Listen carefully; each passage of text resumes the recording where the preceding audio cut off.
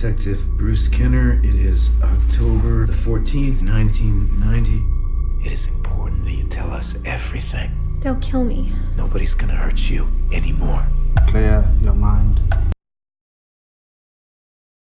I heard a knock at the door. There was some old lady. She had this weird smile on her face. She took me downstairs. They were wearing robes.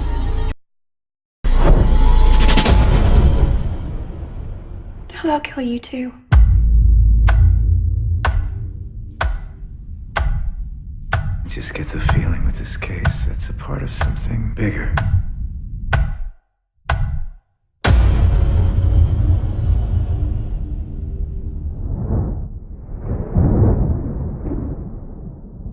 Alejandro Amenabar. Where's this? As you may or may not recall, he made a big splash in Hollywood way back in 2001 with The Others, which was a beautiful and highly stylized horror film starring Nicole Kidman. And that film not only did exceptionally well at the box office, but it also got a lot of attention because it was part of a great year for Kidman. It was the same year, 2001 again, when Moulin Rouge hit theaters, and she was also getting divorced from Tom Cruise. So you saw Nicole Kidman transition from being Mrs. Cruise, who people largely thought got roles because of her relationship with Cruise, who at the time was very powerful and respected in Hollywood, to someone who had her own very beloved on-screen persona and identity as an actress herself, thanks to these two really well-received films. Now, Moulin Rouge is a better film than The Others, and I think The Others is actually probably remembered more fondly than it deserves to be. It really does rely on that stylization, like The Shining or The Orphanage.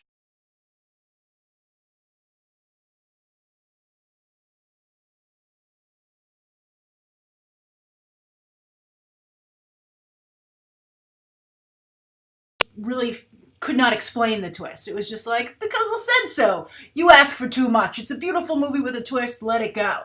And so I think a lot of people did, myself to some degree included.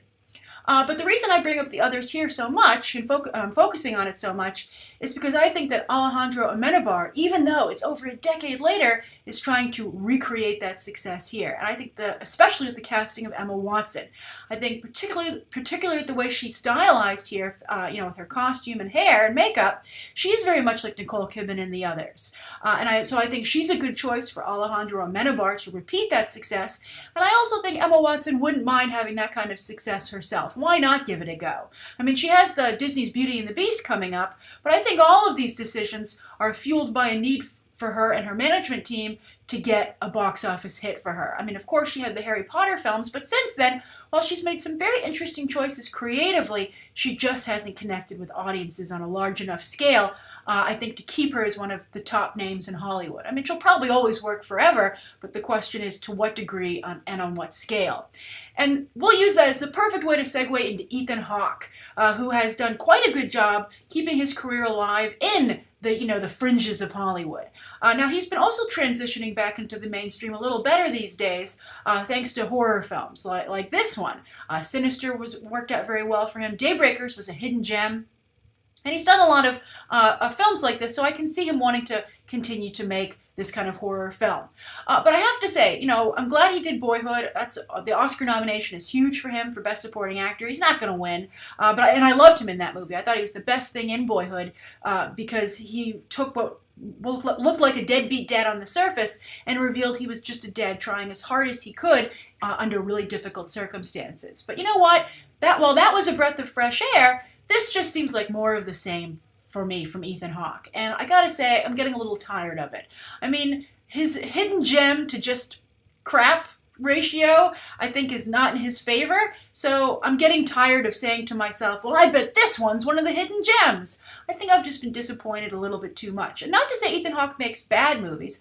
I don't think any of his movies are actually bad, but they're not something that I think is worth seeing in theaters. So I'm excited about Alejandro Amenabar. I'm excited about Emma Watson, but Ethan Hawke's dragging this down a little bit for me. Also, they're like, at the end line, he's like, I think this might be bigger than it seems. I'm like, you think so? There's a giant room of people down there in weird costumes, and if you've ever read a comic book or seen a movie, you know that they're usually pretty important people probably in the community, and that's why they're hiding their faces, because I don't want anyone to see.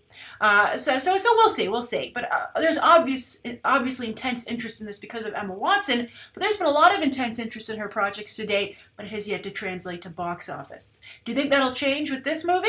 Write your thoughts down below. Thank you everybody who asked me to review this. I really appreciate it. And you can check out some more episodes right now.